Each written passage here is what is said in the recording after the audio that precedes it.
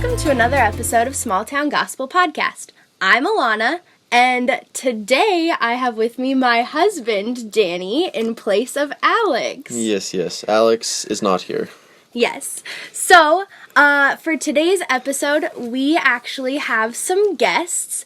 Hannah and Caleb Stauffer are here, and we're going to just be asking them a few questions about their lives, their testimony, and how the Lord has just been miraculously working in their family. So, Caleb, Hannah, can you guys say hi and introduce yourselves? What's up? My name's Caleb Stauffer. And my name is Hannah Stauffer. We've been married for 4 years now, and we've got 2 lovely children, a 2.5-year-old named Jordan and a 6-month-old named Autumn. Awesome. Yeah. Thanks for joining us. I'm super excited to have you guys and to ask you all of these questions. A little bit of background for everybody.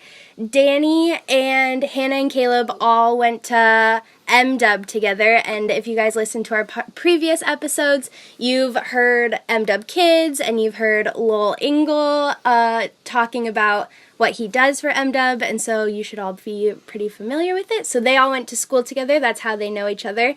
And then I married Danny and live vicariously through him and feel like I know all of his MW friends from all of the stories. Love that. Yeah, and so Hannah and Caleb, you guys had Autumn and have just had this really crazy wild ride with her personal health.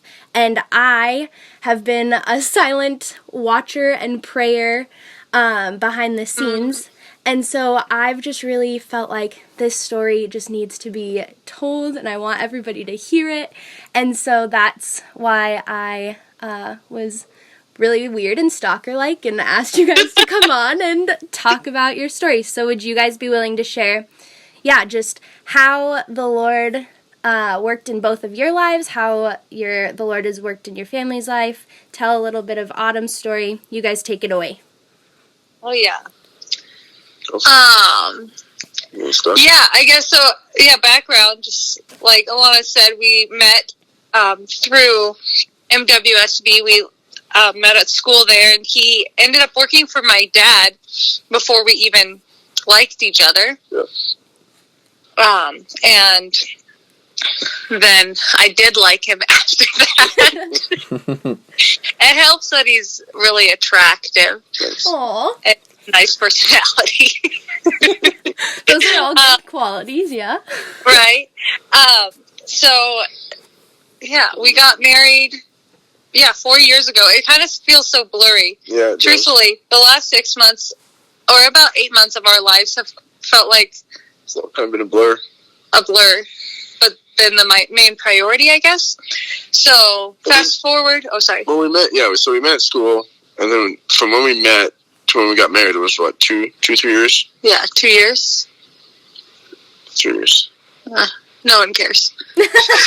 So then, from then on, then we were married for a year, had Jordan. Yeah. So, Jordan is 2.5. We were married for a year before we had him. Okay. Right. And then Jordan was how old when we had Autumn? He was 2. 2 years. Okay. He literally turned 2. So April 15th is Jordan's birthday, and April 28th is Autumn's. Oh, wow. Yeah. So, I guess technically they were supposed to be a little bit further apart, but because of her special anatomy, she got to come a little bit earlier than expected. So, we've had quite the journey. We were both raised in Christian homes and came to know the Lord at a very young age. And we're just raised memorizing verses, praising the Lord, and just, and as Danny knows, like, the year at Bible school really solidifies your faith. And in a way of, like, helping you to take on the world. And I know for both of Caleb and I, we came out of Bible school, and you have this idea of, like, all right, walking the Christian faith, what does that look like? I'm going to be the hands and feet of Jesus. And you can easily get swept into the monotony of life. Yeah. For us, Caleb and I, we had just bought our new house. He has a great job. Jordan was doing really well. I mean, it was just this perfect little world. And it's not that God cannot use that at all, because he does, and he can. But I know that when, and as we currently walk through stuff with Autumn, it was, in a way, it was having to actively and daily walk in faith. Yeah. So can you explain to people, so you guys got pregnant with Autumn, and when did you find out her condition? What, was your initial diagnosis of her condition? And then, talk a bit about, if you would, her birth, and how then, all of the initial figuring out her actual diagnosis and plan happened? Yeah. Oh, what a blur. 27 weeks? Yeah. So we had, 20 weeks. 20 weeks we have 20 weeks. 20 weeks you get an ultrasound. Yeah. Yep. So we had Jordan as a home birth, and we were planning on Autumn same way. It was great. Loved it. But she requires the 20-week anatomy ultrasound, which is good. So we had that right before Christmas. And when the results came back, there was just some questions. And so they said that they wanted to do it again. We weren't fazed by this, and we weren't even required to get it done again. So happy. Because it happened a lot. Happened to my sister. They just couldn't see full images. It's just the baby's in a bad position, so they can't see what they need to. Yeah. Yeah. So they wanted us to come back. So then at 27 weeks, we returned for a ultrasound, and we were at a private ultrasound place, a local place in town, and she basically, through a series of pictures and ultrasounds, she said that she saw something wasn't correct with Autumn's heart. I think she ended up saying that it looked like that there was a hole. Yeah. Is what she said. But you need to go to the hospital because they have better equipment to look and see what it actually is going on. And they have doctors that can actually diagnose us. Yeah. She couldn't diagnose. So we left there feeling quite confused, overwhelmed, because suddenly you're plunged into the world of unknowns.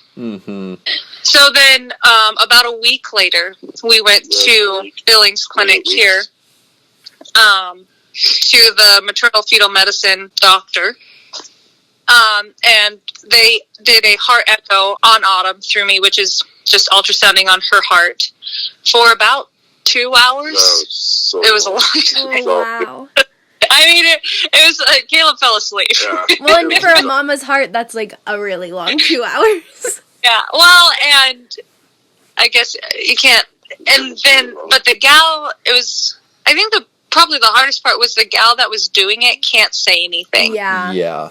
She's not allowed to say, so I'm asking her, I'm like, can you tell me what's wrong? And she said, no, I can't. I can tell you something's wrong. I can't tell you what is wrong. Yeah, she did tell you. Yeah, she did tell us something. And then the doctor comes in and they talk over your head to each other, so that's hard. Words that you don't understand, so it's not helpful. Yeah. Basically, after a long time, we sat down with our doctor, or this doctor, in Billings, and he said to us, your daughter has a heart condition. She originally was diagnosed with a truncus arteriosus. That's what he diagnosed us with. Which is what and then Denver then did diagnosis as well, which is common in Down syndrome babies, actually. Okay. So it's where the plumbing of your heart, instead of two ventricles leaving the heart, the pulmonary artery and the aorta, it's one. Okay. They're tied together in the middle, and then she had a hole in her heart. Is what they are saying. we were not going to be able to give birth here in Montana. We were going to have to find a bigger hospital that could, we could give birth, and then she would undergo open heart surgery several days after she, couple days. Yeah, a couple days, sorry, after she was born. Yeah. So I think we left there pretty defeated, I would say. Unknown. Mm-hmm. You know, just a lot going through your head of like what is actually happening. You know, all the questions start racing in your brain, and all the what ifs. like the world just got shattered. Yeah. And I remember we stood in the sidewalk, I think this was. Yeah. You know, we didn't really say much until we got out. We kind of looked at each other, but it was one of those moments where it's like, okay, like, we don't know what this means, but we're going to do it together. Yeah. You know, like, we got each other, and that's enough for us. Yeah. To keep going at this moment. And so we cried a bunch and kept walking back to our car, and there we were. So it began. We chose Denver as our hospital, which was the most amazing thing we could have done. Yeah. Like, phenomenal. They have a maternal ward within a children's hospital, which is very rare for a children's hospital. Lots of times, I actually had a friend who gave birth to a heart baby as well 2 days before Autumn in Seattle, and she had to give birth in the adult hospital, and then they took her baby to the hospital immediately, where Autumn and I were able to be in the same hospital. Wow. Just a couple rooms down. Yeah. What a huge blessing. Mm-hmm. Oh, I mean, I cannot even imagine. I literally, tonight, as we were preparing for this, I was thinking about her birth, and I suppose we should fast forward. Go fast. Anyways, sorry. So, we went down to Denver for a consultation. Yeah, meet the team. So, my doctor, her surgeon, everybody. Basically, to formulate a plan, because we didn't live there. They said the same thing. They confirmed the diagnosis of the truncus, and this is the plan. Keep moving forward. She'll be born. They'll do surgery probably 3 days after she's born, 3 days to a week, and you'll come down to Denver about 2 weeks before. 3 weeks. 2 to 3 36 weeks. Before she's, so they set an induction date for 39 weeks. We moved down at 36 weeks. Okay. Yep. And there we were. And so about a week. So it was we moved down at 36 weeks, or 37 weeks. And we were not there very long, like maybe a few days. And I stopped feeling her move, which was odd, because she moved quite a bit. She was very active. And so I went in, and they monitored me overnight, and she didn't show any signs of stress. Actually, she really never, through her entire hospital stay, hardly showed signs of stress. But they ended up moving the induction date up a week, because with babies that need extra help, they always look for an extra reason to take them early, just because nobody wants there to be a stillborn baby. Yeah. Mm-hmm. And so avoid that at all costs. Yeah. So my parents, Caleb's mom and sister-in-law were visiting us in Denver, and my parents came for the birth, which was a huge blessing, because of COVID and all the restrictions, they had just risen the restrictions, so I was able to have 2 people in the room with me when I'm giving birth. So it was actually the only time my mom had a chance to meet Autumn, and at that point, we didn't know if, she would live or die. Yeah. Really. Yeah. And so it was a really beautiful moment that she got to be a part of. That my mom got to be a part of. And because of it, actually looking back, we have some amazing pictures because my mom was there to take pictures. Okay. Real quick, I'm going to pause you. So you guys have this really hard diagnosis. Your life is turned upside down. You move as a family to Denver to be at this doctor's office or this doctor's facility. And there's a ton of uncertainty. Hannah, you're like giving birth to your child.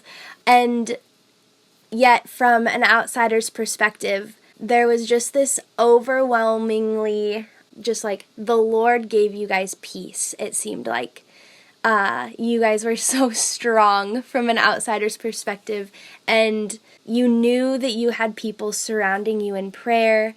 And so could you guys just talk about like what that, even before we get to like the more diagnosis and heart surgery and all of that, like just even in the birth with uncertainty, can you guys talk about how the Lord just sustained you in that? Yeah. I guess I think I tear up even thinking about it. Yeah. Yeah, there was so much joy, which was weird. It was strange. Like, we were laughing, and when you know Jesus, and you know that no matter what happens, there's security in Him. Yeah. Like, whether or not our child lives or dies, or whether or not it's a traumatic moment or it's a peaceful moment, there was such a sense of security. Yeah. Because, and comfort, like that whole time, birth and delivery was really beautiful. Yeah. I think, at least for me, I can't speak for you necessarily, but I think because of everything that has happened, how the amount of people that have been supporting us and praying for us, I was so excited to meet this little girl, this life. Yeah. Even not knowing what was going to happen, Yeah. it like took my mind off of everything else that was going on, and it was just being able to really be excited and look forward to seeing her for the first time. What is she going to look like? Is she going to smile? Is she going to cry? You know, like all these, I just want to see her. Yeah. And so with that much excitement, I think it really, even though it was still in the back of my head of everything that was going on, we're in Denver, we're in a totally different state. We got, my daughter's got a heart condition. Even with all that in the back of the head, I think I was so ready to meet her. Yeah. I was really able to just to kind of release that to the Lord and just focus on the moment, I guess, which was really helpful. Yeah. So, I just remember for me, like, following along on your guys' Facebook page, just also feeling a very, like, smaller but similar feeling of, like, just the joy of seeing her born and, like, as well as could be healthy, and, it was just really a special, just paused moment in time. Where it was just like joy resonated in that moment, which was super fun.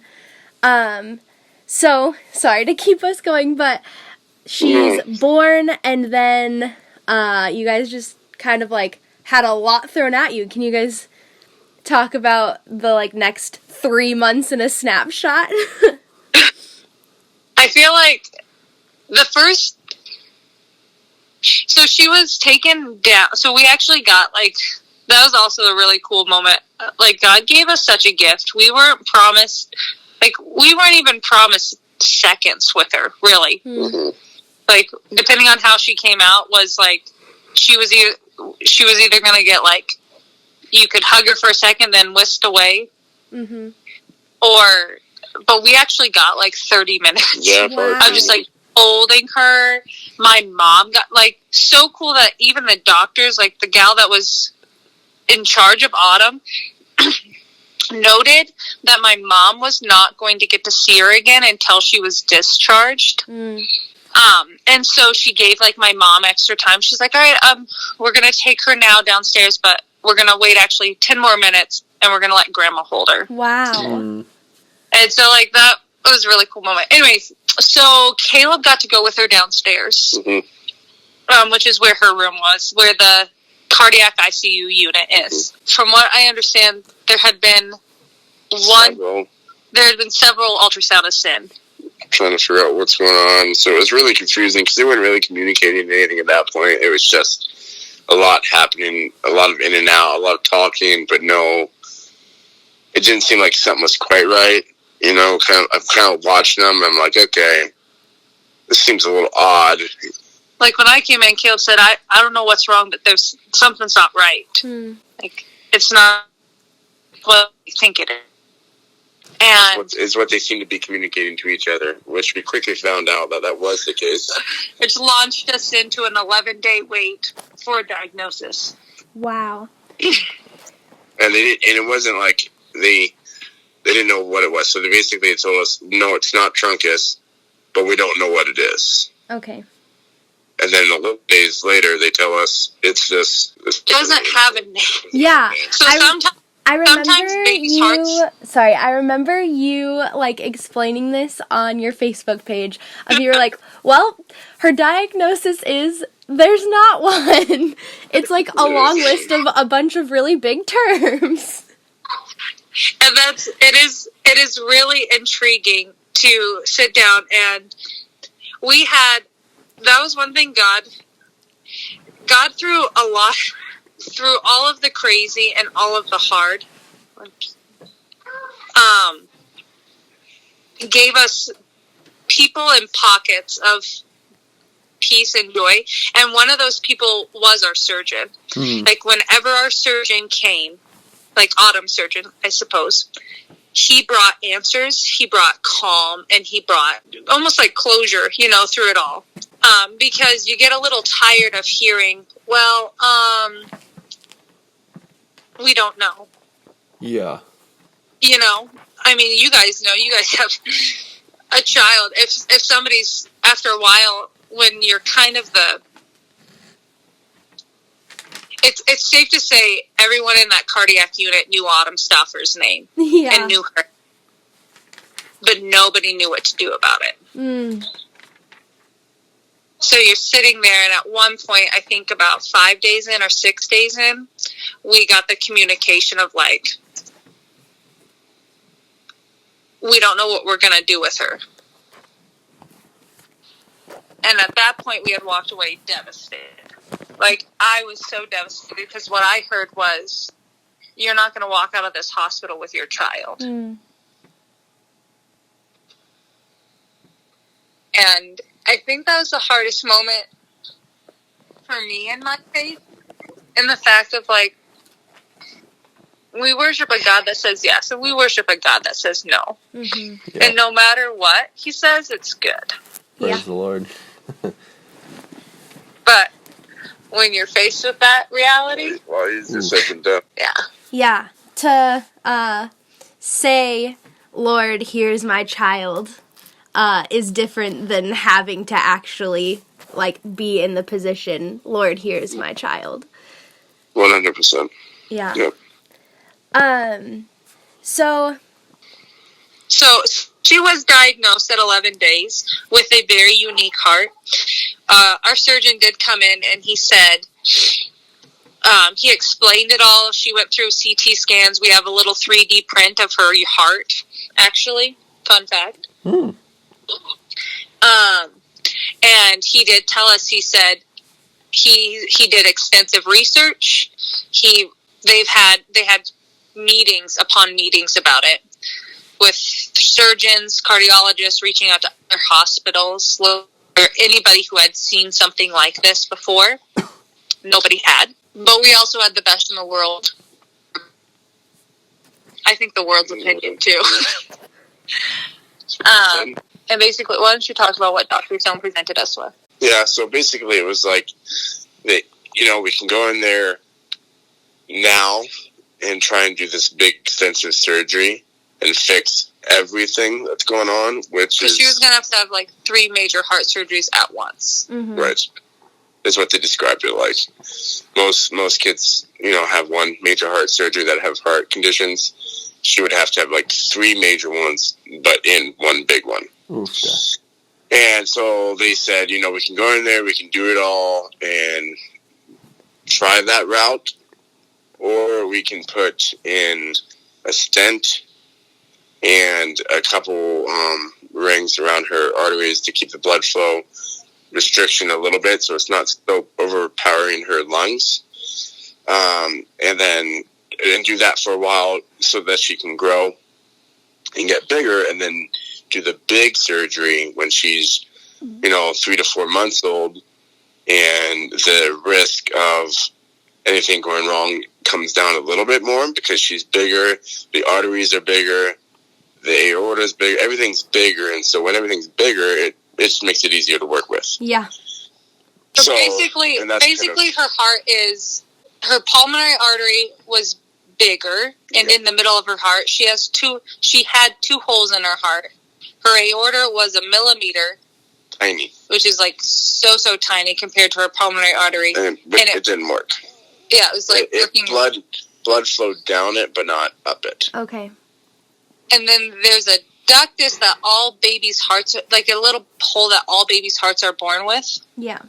And it closes naturally. And that's how God created us.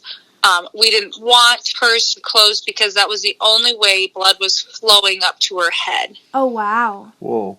So that's what the stent was for. It was to keep that open. Previously to the stent, it was being kept open by medication. But that was why the first surgery was such a big deal, because it was a way for her to get off medication and get home and get growing. Which that was part of the, part of the diagnosis is the ductus tissue that is supposed to close also was in a different spot than most babies. So if it closed, it would have cut off blood. It would have cut off to her head. All of the blood to her head. So they highly suggested, and pretty much told us we're going to go with that route, which was to do the stent, the rings, and all that, and do surgery within a months instead of within the first week. Yeah.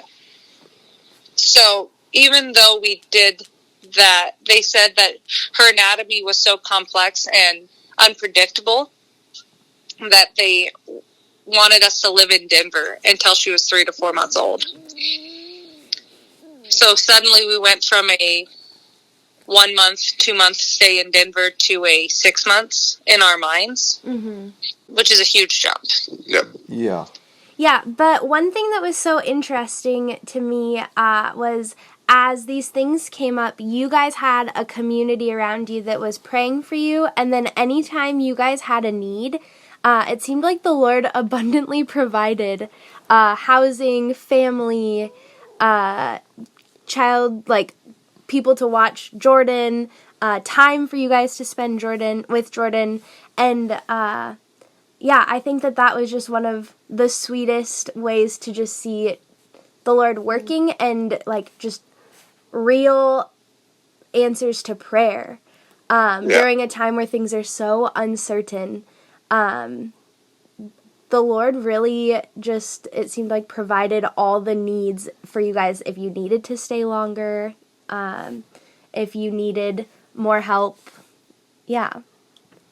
100%. We have a community of people that have supported us from the start, which is, blown us away. Mm-hmm.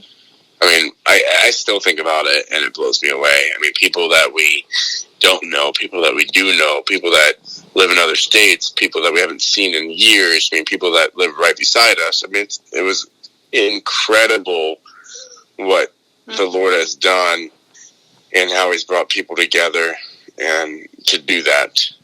It's just unreal. And I think one of my greatest gifts from this whole situation was the amount of time I got to spend with Jordan that I would never have gotten otherwise. Yeah. As I wasn't working. Yeah. And I would spend more time with him than I would otherwise. Yeah. Which was such a gift. Yeah. In something so painful. Yeah. Such a gift. And that was not having to be working, full time, even part time, as I was down there, was huge. Yeah. I did end up later on just because it gave me something to do, but that's once we were discharged and all that. But I mean, through the whole process of the beginning, for the first several months, like, I didn't work, and it was the greatest gift that the people that surrounded us and our community has given us, for sure. So she then had that stent surgery, and then she grew, and then came the big day. Yeah. But even just one snippet back, it was crazy how God was all over that little girl, constantly amazing these doctors. They're like, well, she shouldn't be doing this, but she is. She shouldn't. So to give you a snippet, every day would be like, if your child drops below 90% oxygen, you're supposed to panic and call 911. Autumn lived at 82% oxygen for 4 months of life. Oh my word! like on all those pictures and videos before her big surgery were 82% oxygen, and she was alert and smiling and happy. I mean, you wouldn't know. The only way you would know that something was wrong with her between the two surgeries, you could see a little bit of color distortion, maybe, with her lips and her fingertips and stuff. But unless you're looking for it, that's the only thing you knew. Otherwise, you had no idea. Wow. I mean, there was times where we looked at her and we're like, seems pretty all right. Lord really blessed us in giving us advocates for us and Autumn in the hospital, who then pushed to let us come home for 5 weeks before her big surgery. Yeah. So then we were able to move home for 5 weeks. It was huge. Which was like filling a gas tank. Yeah. Before going through the most traumatic moment of our lives. Yep. Because versus when we gave birth to her and wondering all these things, now you're handing the baby girl you've gotten to know to somebody and not knowing if they're going to bring them back to you. Yeah. So as you guys prepared for her big surgery, what do you guys remember, any specific scripture or any specific just moment in all of it that it was just completely surrendering to the Lord?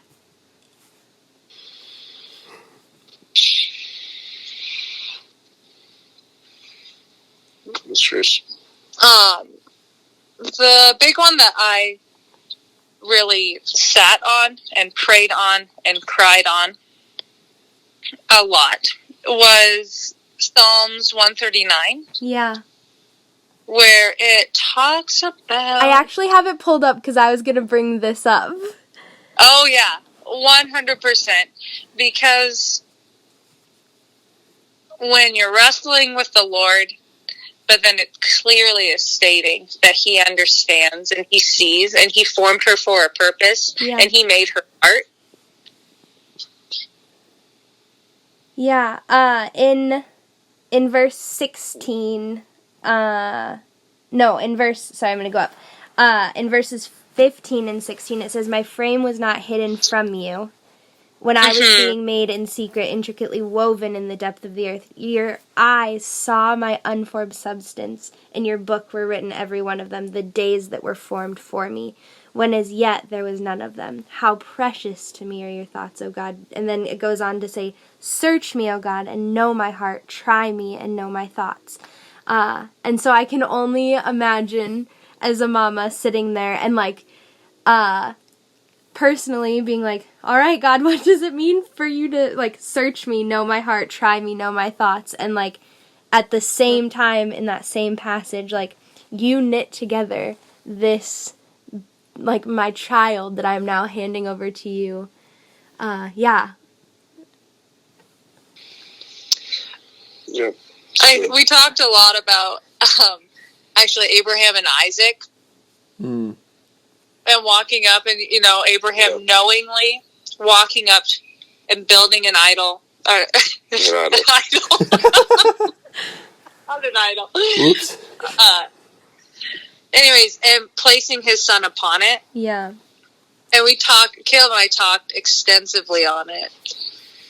And praying and knowing that, like, I don't know, you probably saw it, the people writing little hearts on their hands and sending them to us. It was knowingly going into it not alone. Yeah. Like, we 100% felt like we were going into battle with a army. Mm-hmm. And we actually sat with a couple of our mentors here before we left. And I remember asking them, I said, what happens if she doesn't come out of surgery? What do we do? Mm-hmm. And he looked at us, him and his wife, and he said, then we walk through that with you. Mm. Yeah. And that, knowing that no matter the outcome of the surgery, God still provided this huge community to wrap their arms around us. Yeah, I think that the thing that I was taken, just like my breath was taken away is through all of this was just the most biblical sense of Christian community and what it means to be the family of Christ was demonstrated through little Autumn. And she just like, the Lord used her in mighty ways to show the power of his people in unity. Mm-hmm. Yep. Yeah, it was unreal. Incredible. Yeah, and so from start to finish, so she was on bypass for 255 minutes, which means her heart was not functioning. It was running through a different machine. Her surgery was about 8 hours, I believe, total. I think so. So we sat in the waiting room for about 8 hours. Yeah, well, we sat there long. We sat there a while. Learned how to handstand walk. Movies. Try and entertained ourselves. pass time. And when our surgeon came in to speak with us, our surgeon was a very stoic man. Still is a very stoic man. Gotta be. Still our favorite man. He came out, and you could see the relief on his face. Mm. Going into surgery, he was pretty tense, pretty short. Yeah. You could tell he was nervous. And we asked him, and, there is a sense, of course, there's a sense of nervousness going into a surgery like this, because you're the one that is controlling, to a sense, of what is going to happen to this little baby. Yeah. Mm-hmm. So there's a lot of pressure, on his part. He said that a little bit, but not a lot. But you could see the difference of who he was from that morning to that evening when he came out and talked to us. Wow. Yeah. It was just an incredible difference. And right there and then, there was without even having to talk to him, there was a release of pressure within us and this anxiety and stress that we've been dealing with all day. And he said from an anatomical view, the surgery could have not gone better. Wow. And from that moment forward, she denied every single physical boundary that you probably could. Yeah. Praise the Lord. Wow. Mm-hmm. So from start to finish, from being admitted to discharge was 12 days. Wow. And it's weird it was crazy to think about, because as you're there and as you're watching it, it feels like 900 years. Yep. Mm-hmm. But it happened. It did happen. It happened so fast. The second surgery to when she got discharged happened way faster than we both. Well, than anybody thought it would. The doctors, the nurses. This doesn't happen this fast. It was incredible. Yeah. Yeah. And in all of it, she's still smiling. Yeah, and she's still. It took her about 5 days to get her joy back, but that was understandable. And she was still on some pretty high narcotics, understandably as well. And even things, lots of babies that have this repair done with their aorta end up having a lot of eating problems because it's so close to the vocal cords, so it's very damaging.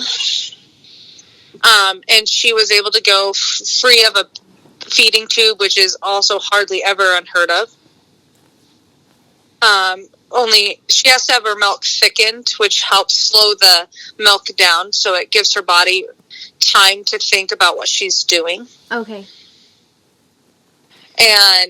But she didn't have to have a feeding tube or a G tube or anything like that, wow. Which was, I think, really surprising to a lot of people. Yeah, I think so.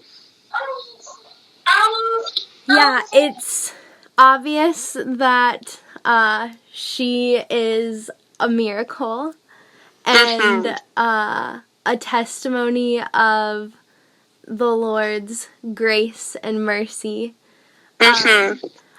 As you guys had all of these encounters with doctors and family members and people online, did you guys at all in the chaos have time to share the love of Jesus or the truth of the gospel with people? And I know that there's the obvious answer that I know of, obviously Autumn's story has just, portrayed the gospel and allowed even people like me to have opportunities to share the gospel in my town just by sharing her story. But did you guys at all get to share the truth of the gospel with people while you were going through this? Good question. I think in different ways. Yeah, I don't think outrightly, maybe. I don't know if it would, because there was multiple times through our relationships with nurses, relationships with different people that we ran into, and how we proclaimed who we were and why Autumn was doing so well, Yeah. Yep. And there was moments I got to sit with another mama who didn't have, her family wasn't there at the time, and her baby was in heart surgery as well. And to be able to sit and pray with her and to tell her, we have an army of people behind us praying and a God who hears. Mm-hmm. And then they were able to pray for her baby as well. And I think there was more moments like that. Yeah, that is a huge gospel opportunity that you guys took. And for myself, just sharing your guys' story and updates with our local church and our town. That's awesome. The way that you guys lived so sacrificially and just with arms and hearts surrendered to the Lord was a testimony of truly living for the gospel. And so that's just why my heart needed to have you guys on our podcast, because you are truly encouraging to me of being fervent in the Lord and being faithful servants through circumstances that I couldn't even imagine. Well, fantastic. Yeah, thank you guys. As we wrap up, what does your guys' life look like now that she's had this big surgery and she's recovering and you guys are home? I know that it's probably not going to be a walk in the park, but what does that look like for you guys? And then as we close, what does your family life look like with Jordan and the hope of the future? I think the most interesting thing for us that was strange was go to get discharged or get sent back to Montana, and it was like, okay, you're good to go. We'll see you later. We'll see you in 3 to 5 to 7 years when she needs to come back for heart surgery. And it was like, so what do we do? It was like, just live your life. And it was like, so we go from what we just went through in the last 8 months to just live your life. Like, is that even possible? Yeah. And so then come back, so then we're coming back and we're like, now what? Like, how do you just go back to doing, it's never going to be normal again. Yeah. Whatever normal was before. And so I think we're still trying to figure that out. What does life look like now? Trying to, just like we did when we were down in Denver and handing over Autumn to the doctors and surrendering her to the Lord, then we're finding out that we still have to do that here because we hold on to her so tightly because of everything that she went through and still is. And so it's still a lot of learning for us. We're still trying to figure out what life looks like. We're back into the normal routine of life, I guess you would say, but we're still trying to figure out what that looks like each day as the days go on, really. Yeah, and that's just so true of parenting across the board. Yeah, just that reminder of the Lord has graciously given us these little blessings, and each day our duty as parents is to love them and to show them the glory of God and to hold them in our hands and say, Lord, they're yours.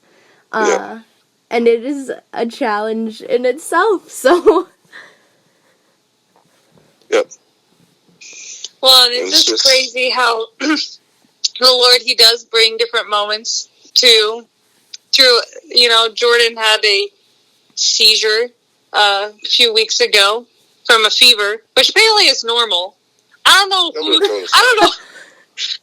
if you're listening and you're a mom of a 2-year-old. Apparently it's normal. Yeah, that was not in the parenting book. No. Yeah, don't panic. Seizures are normal. No, don't seizures. panic, but you do have to call 911 no matter what. Apparently. It's okay. But it was pretty sweet, actually, on how Jordan, the blessings of how it came about. So my mom actually lived with us in Denver for the entirety of all of Autumn's hospital stay. Post-surgery, yeah. Both times. So we were 27 days in hospital after she was born, and then we were in hospital 12 days for the second surgery. So my mom lived with us so Jordan could as well. Mm-hmm.